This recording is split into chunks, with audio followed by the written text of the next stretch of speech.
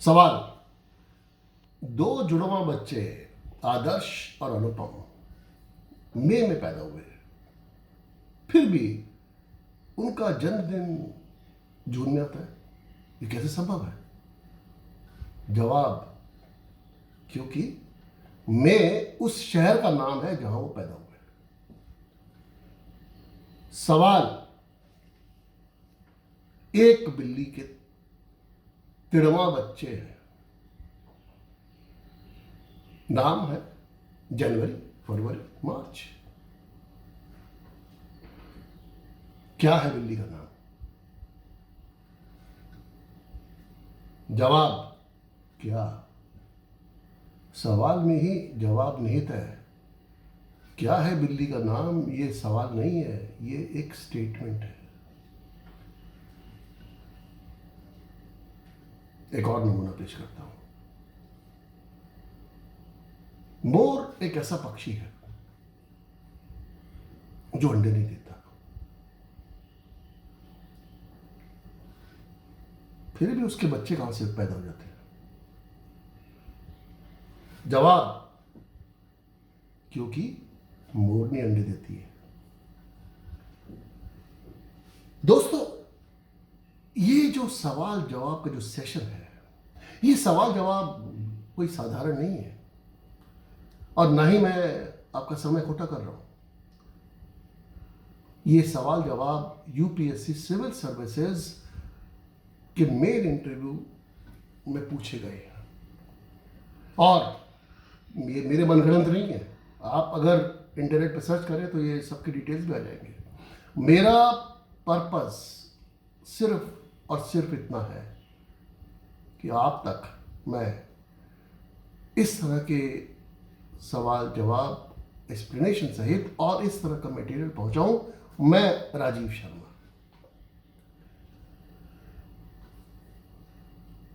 अभी 6 महीने भी नहीं हुए मेरे को अपना YouTube channel Rajiv Kishkindha launch किए हुए, और मैं 2 महत्वपूर्ण माइलस्टोन्स के दरवाजे पे खड़ा हूं। एक 200 वीडियो अपलोड्स, और दूसरा 1000 सब्सक्राइबर्स। बहुत जल्द मैं इन 2 मील के पत्थरों को पीछे छोड़ दूंगा। जब मेरे 100 वीडियो अपलोड्स हुए थे तो मैंने एक स्पेशल वीडियो करा था, हिंदी में, अंग्रेजी में भी था, हिंदी में भी था, और वो था मेरे बारे में, अबाउट मी, मैं कौन। उसमें मैंने इस बात का जिक्र किया था कि मेरे चैनल राजीव किष्किंधा में 2 तरह के कंटेंट है। एक तो राजनीतिक सामयिक मामलों पर, कूटनीतिक मामलों पर, देश और विदेश के मामलों पर टिप्पणियां करना, वीडियो एडिटोरियल्स करना। और क्योंकि मैं 4 दशकों से पत्रकारिता में हूं, और ऐसे वीडियो एडिटोरियल्स को, हर एक वीडियो एडिटोरियल को प्रिपेयर करने के लिए 3-4 घंटे उस पर भी लगते हैं, उसको रिसर्च करने में। तो आप समझ सकते हैं कि वो कितना लाभकारी सिद्ध हो सकता है अगर वो यूपीएससी के जो महत्वाकांक्षी जो युवा वर्ग है, जो यूपीएससी एग्जाम्स में बैठना चाहते हैं, उसमें पास होना चाहते हैं, अगर वो उन वीडियो एडिटोरियल्स को ध्यान से देखें। और खाली यूपीएससी क्यों, ऐसे करोड़ों युवा लोग हैं भारतवर्ष में जो यूपीएससी क्यों और भी बहुत सारे एग्जाम्स में वो अपीयर करते हैं, तो उन सब के लिए बहुत ज़रूरी है। और दूसरा मेरा कंटेंट है हल्की फुल्की स्टोरीज, सस्पेंस थ्रिलर स्टोरीज, जो आपको आपकी कुर्सी के कोने पर खिसकने में मजबूर कर दे। तो मेरे इस चैनल में ज्ञान भी है और मनोरंजन भी। यही वजह है कि मैं आपसे सबसे ये अपील करूंगा, जो भी लोग युवा वर्ग से खासतौर पर मेरे चैनल को देखें, उसको सब्सक्राइब करें। और मुझे बहुत खुशी होगी अगर मैं आप सबके आगे विकास में एक बौद्धिक विकास में मैं थोड़ा सा भी सहयोगी साबित होता हूँ। तो दोस्तों, अब आगे इसको शुरू करता हूँ इन सारे सवालों को जो यूपीएससी सिविल सर्विसेज की मेन इंटरव्यू में पूछे गए। सवाल ये जरा ध्यान से सुनिएगा, ये बहुत ही दिलचस्प सवाल है और इसका मैं एक्सप्लेनेशन दूंगा। एक तूफानी रात, साए साए करती हवा, पटापट बारिश और अकेले आप गाड़ी चला रहे हैं। आपकी कार की जो पिछली सीट है उसमें इलेक्ट्रॉनिक इक्विपमेंट रखे हुए हैं और पूरी तरह से रैप्ड है, ढके हुए हैं। पूरी सीट ऑक्यूपाइड है, उनको खिसका नहीं सकते, उनके ऊपर बैठ नहीं सकते।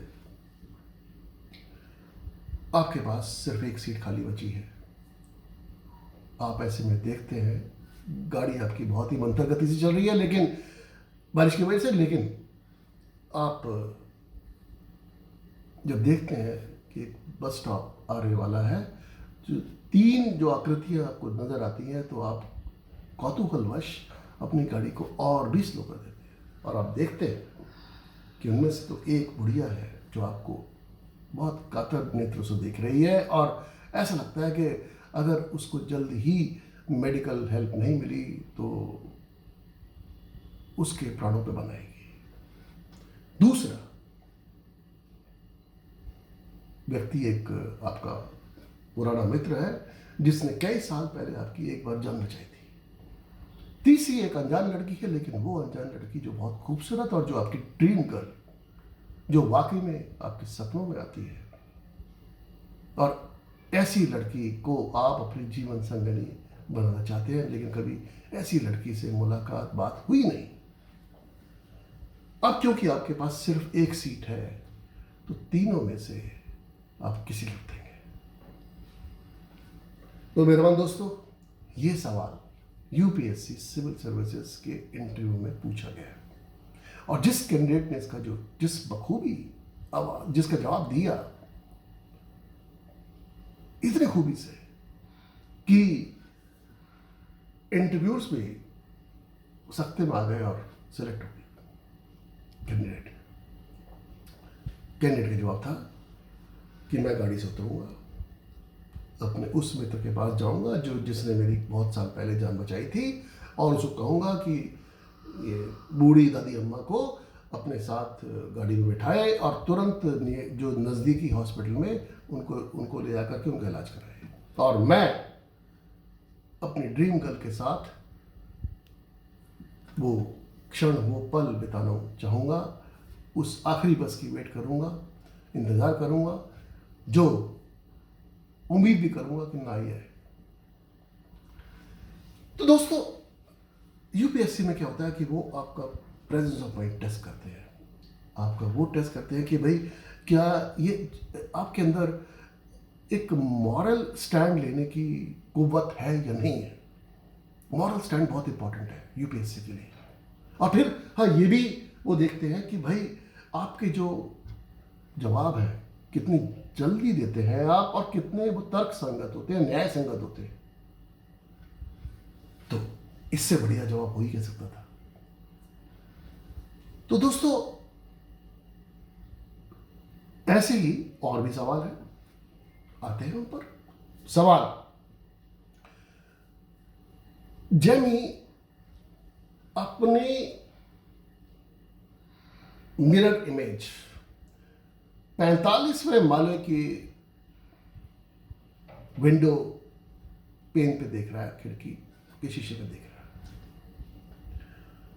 45वें माला।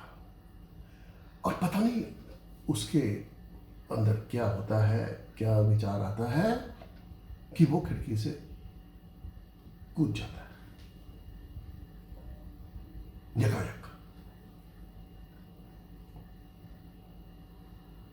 लेकिन ना तो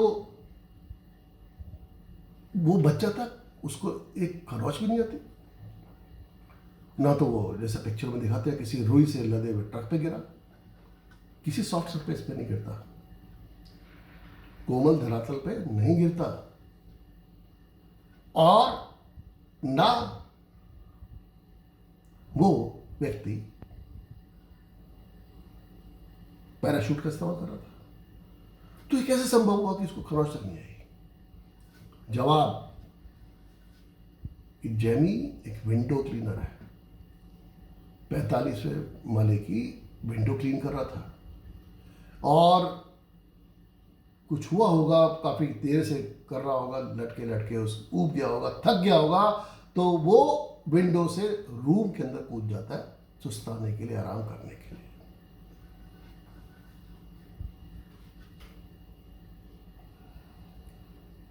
सवाल, एक कातिल को मौत की सजा सुनाई दी जाती है, लेकिन प्रशासन एक नायाब युक्ति रखता है कि भाई तुम्हारे को हम 3 ऑप्शंस, 3 विकल्प देते हैं, तुम्हें मरना किस प्रकार से है वो तुम देख लो, उसके बाद बच गए तो बच गए, तुम्हारी किस्मत, जाओ तुम, उसके बाद तुम फ्री हो।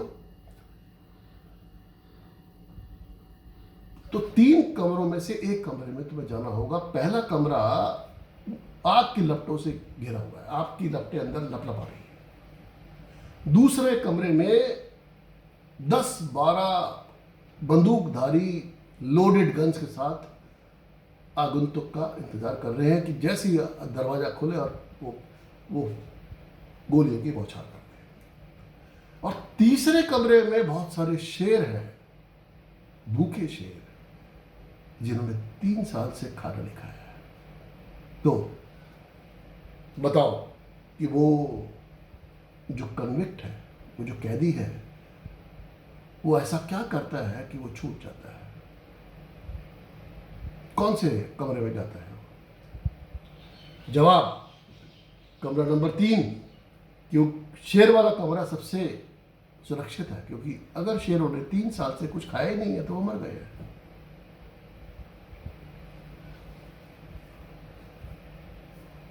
सवाल, जेम्स बॉन्ड एक विमान से बाहर कूदता है और उसको कुछ नहीं होता, वो बच जाता है, उसको कोई चोट भी नहीं आती, जबकि उसने पैराशूट का इस्तेमाल ही नहीं करा। ये कैसे संभव है?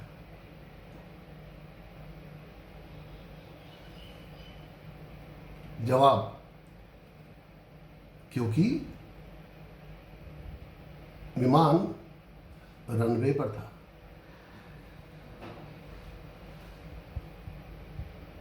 तो दोस्तों, ये एक नमूना है उन सवालों का जो वाकई में दरअसल यूपीएससी के मेन इंटरव्यू में पूछे गए हैं। और इन इंटरव्यूज में इंटरव्यूअर्स का जो सबसे बड़ा काम होता है वो सिर्फ ये देखना, ये जांचना परखना कि भाई तुम्हारे अंदर प्रेजेंस ऑफ माइंड है कि नहीं है, क्या तुम जल्दी से निर्णय ले सकते हो, और वो भी निर्णय सही, तर्क संगत, न्याय संगत। जैसे एक महिला इंटरव्यूअर से एक महिला कैंडिडेट से एक इंटरव्यूअर ने पूछ लिया,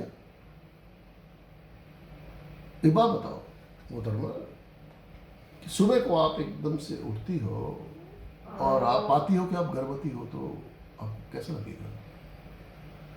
फट से जवाब देती है, जी बहुत अच्छा लगेगा, मैं बहुत खुश होंगी, उस दिन अपने ऑफिस की छुट्टी करूंगी और अपने पति को जाकर के ये सूचना दूंगी, ये गुड न्यूज़ दूंगी। ऐसे ही एक इंटरव्यूअर एक लड़के से पूछता है कि बरखुरदार, अगर मैं तुम्हारी बहन के साथ भाग जाऊं तो कैसा लगेगा तुम्हारा? कह रही कुछ नहीं है, बहुत अच्छा लगेगा, आपसे बेहतर वर मेरी बहन को कहाँ मिलेगा। तो दोस्तों, मैं इसको यहाँ पे विराम देता हूँ और आपसे अपील करता हूँ कि एक आपको एक बात बताता हूँ कि मैं आगे से जो भी इस प्रकार के जो इंटरव्यूज डालूंगा, इस तरह की जो वीडियोस डालूंगा जो यूपीएससी के एग्जाम से रिलेटेड हो, उनके इंटरव्यूज में क्या क्या आता है उससे रिलेटेड, उससे संबंधित हो, तो उसमें उसके टाइटल में मैं यूपीएससी का हैशटैग प्रयोग करूंगा। और आप देखते रहे मेरे चैनल को, इसको लाइक करें और इसको सब्सक्राइब करें। धन्यवाद।